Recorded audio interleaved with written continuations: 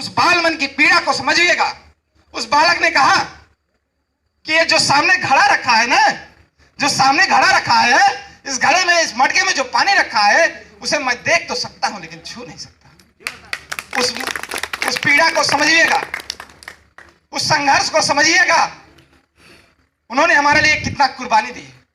4 बच्चे कुर्बान कर दिए उन्होंने। अरे इतनी डिग्रियां थी, चाहते किसी कोर्ट में जज बन के बैठते, चाहे सांसद मंत्री बन के बैठते, कुछ करते, लेकिन नहीं किए। 4 बच्चे कुर्बान हो गए। अमेरिका में पढ़ रहे थे, यहाँ के छत्रपति साहू जी महाराज ने उनका सहयोग किया पढ़ने में।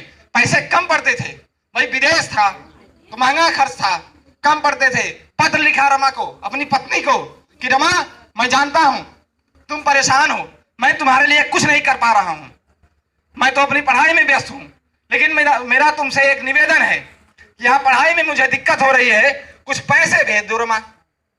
मैं ये भावुक बातें क्यों बता रहा हूं? इसलिए कि जो हमारे सामने महिलाएं बैठी हैं, बच्चियां बैठी हैं, वे समझ सके कि बाबा साहब का संघर्ष क्या था, और उस संघर्ष को समझ करके अपने जीवन में सुधार लाने का प्रयास करिए। मैं यहाँ बैठे पुरुषों से बात नहीं कर रहा हूं, सीधी बात है। अगर पुरुषों से क्रांति होने वाली होती तो हो जाती। मैं यही समझता हूं कि क्रांति अगर जब शुरू होगी वो महिला से शुरू होगी, क्योंकि जो एक शराबी पति होता है वो सिर्फ अपने आप को नुकसान पहुंचाता है, लेकिन जो एक धर्मांध पत्नी होती है वो अपनी पीढ़ियां बर्बाद कर देती है। वो शुरू करती है, जिस दिन बच्चा पैदा हुआ अब मुंडन करवाने जाना है, अब ये करना है, अब वो करना है, तमाम देवी देवताओं को चक्कर लगाती है। लेकिन जिस दिन महिला पढ़ गई, जान गई अपने अधिकार को, उस दिन वो उस ड्योढ़ी को छोड़ देगी। ये आप जान लीजिए। तो बाबा साहब ने लिखा, रमा कुछ पैसे भेज दो, परेशान हूं, खाने को नहीं मिल रहा है, पाव रोटी पे जीवन बीत रहा है। रमा यहाँ परेशान थी, दूसरे के घर में। ये जो महापुरुष बैठे हैं, इनकी पत्नी ने कितना संघर्ष किया, दूसरे के घर का बर्तन मांजती थी और गलियों में गोबर बीनती थी। गोबर बीन करके कंडा बनाती थी, सुखा करके सर पर रख करके बेचने जाया करती थी। उनके संघर्ष को समझिएगा। बच्ची बीमार थी, उनकी दवा कराना था। अब असमंजस की स्थिति दो है, हम आप रहेंगे तो क्या करेंगे? पति का पढ़ाई छुड़ा करके, बेटे की पढ़ाई छुड़ा करके बैठा देंगे, उसकी दवा जरूरी है। ऐसे कोई महान नहीं होता है। यदि इतनी कुर्बानियां सब दे सके तो सभी महान हो जाएंगे। सब महान नहीं होते हैं। पत्नियां लोगों की इतनी महान नहीं होती, कुछ ही लोगों की ऐसी पत्नियां होती है जो उनका सहयोग करती है। जब तक पत्नी किसी का सहयोग नहीं देती वो महान नहीं हो सकता। आज बाबा साहब महान है तो उनकी पत्नी की वजह से ही महान है। यदि उसी समय उनकी पत्नी माँ रमाबाई ने अपना हाथ खींच लिया होता कि बाबा साहब बहुत हो गया, अब बस रहने दीजिए, वापस चले आइए, बच्चों को भी कुर्बान कर दूं क्या, लेकिन कहा कि नहीं। जितने पैसे इकट्ठा कर सकती थी इकट्ठा किया, भेज दिया बाबा साहब को। बच्ची बुखार से तड़प रही थी, अंतोगत्वा बच्ची की जान चली गई। उस कुर्बानी को समझिएगा मेरी बहनें, उस कुर्बानी को समझिएगा और याद करिएगा। आज अब अच्छे अच्छे कपड़े पहनती हैं, विद्यालयों में पढ़ती हैं। हो सकता है कि आप उम्र की उस दहलीज को पार कर गई हों, शादी के लायक हो रही हों, लेकिन और जो नहीं पहुंची है उस दहलीज पे, सोचिएगा उस संघर्ष को और याद करिएगा कि इस महापुरुष को लोग क्यों याद करते हैं। शिक्षा वह शेरनी का दूध है, जो पिएगा वह धाड़ेगा। ये कहा है बाबा साहब ने, इसमें हकीकत भी है। यदि मैं यहाँ मंच पे खड़ा हूं और आपसे कुछ बात कर रहा हूं, ये एक शिक्षा का ही असर है, ये एक शिक्षा का असर है, ये याद रखिएगा। मैं बाबा साहब के ग्रंथों को लगातार पढ़ता हूं, ज्योतिबा साहब को पढ़ता हूं, पेरियार को पढ़ता हूं, तथागत को पढ़ता हूं। उनसे एक मोटिवेशन मिलता है, उनके संघर्षों से। पहले शुरू में आप सामाजिक क्रांति के लिए निकलेंगे तो आपको डर लगता है कि कहीं जान न चली जाए, ये डर रहता है कि किसी काम में गए तो जान जा सकती है।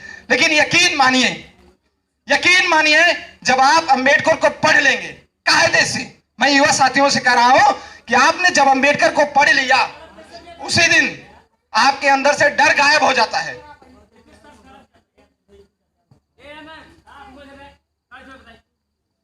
अरे भाई, अगर खो गया तो यहां आ जाइए, दोनों हाथ उठा के बोलिए जय भीम, जय भीम, जय जय रमा भीम, जय जय रमा भीम।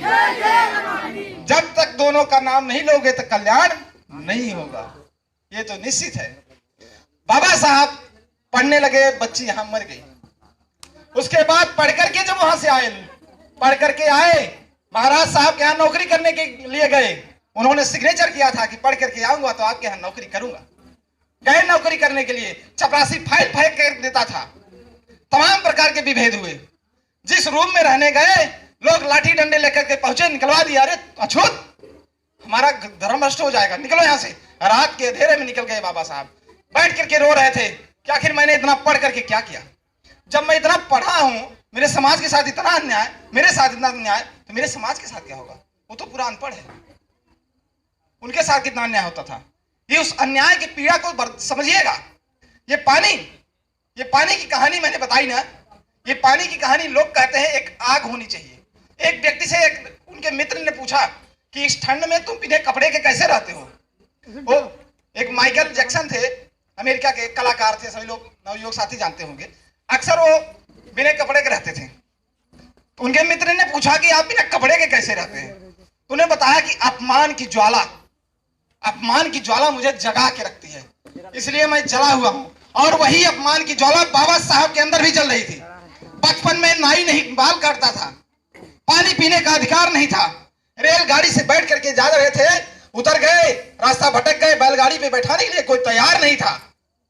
वो अपमान की ज्वाला उनके अंदर धधक रही थी कि मैं सूबेदार का लड़का हूं, मेरे पिताजी सूबेदार है, तब मेरे साथ अन्याय, तो मेरे जो आम व्यक्ति हैं, आम जनमानस है, मेरे समूह, उनके साथ कितना अन्याय। ये अपमान की ज्वाला जिसके अंदर जल गई। लोग कहते हैं कि मैं यहाँ किसी राजनीतिक बात को करना ठीक नहीं है, आज बाबा साहब का कार्यक्रम है, लेकिन मैं एक चीज कहूंगा भीम आर्मी के विषय में। लोग कहते हैं कि भीम आर्मी नौजवान बच्चों को बर्बाद कर रही है। लोग कहते हैं कि बाबा साहब ने तो शांतिपूर्वक काम किया, वो तो जेल कभी नहीं गए, किसी को नहीं मारा। ठीक है, हर व्यक्ति का काम करने का तरीका होता है, नजरिया होता है। तो क्या हम भगत सिंह को भुला दें क्या?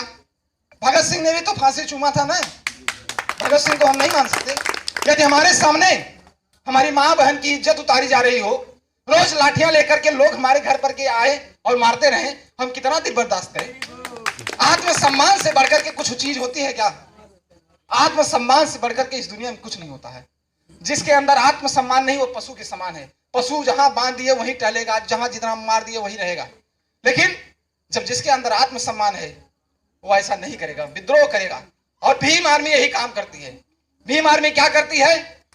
भीम आर्मी को लोग गलत कहते हैं कि लोग नौजवानों को फंसा रहे हैं, लेकिन बहन बेटियों की इज्जत लूटती रहे, लोग पीटते रहे। अभी यही बंधवा बाजार की बात है। मुस्लिम समाज के लोगों को मुझे पीड़ा इस बात की है, मैं उस परिवार के यहाँ गया 4 दिन पहले, इतने अच्छे सज्जन व्यक्ति, उन्होंने हमको खाना खिलाया जबरदस्ती, मेरा कोई परिचय नहीं था। लोग कहते हैं कि मुसलमान बड़े बेकार होते हैं, इनको निकालना है देश से। आज एक ट्रेंड चल रहा है कि मुसलमान बड़ा गद्दार है, हिंदू धर्म खतरे में, हिंदू को बचाना है। तो उस मुस्लिम व्यक्ति ने मुझे खाना खिलाया, मेरा परिचय नहीं था उनसे, लेकिन 4 दिन बाद छोटी सी बात को लेकर के विवाद हुआ। कुछ उच्च वर्गीय जिनकी मानसिकता थी, सामंती मानसिकता थी,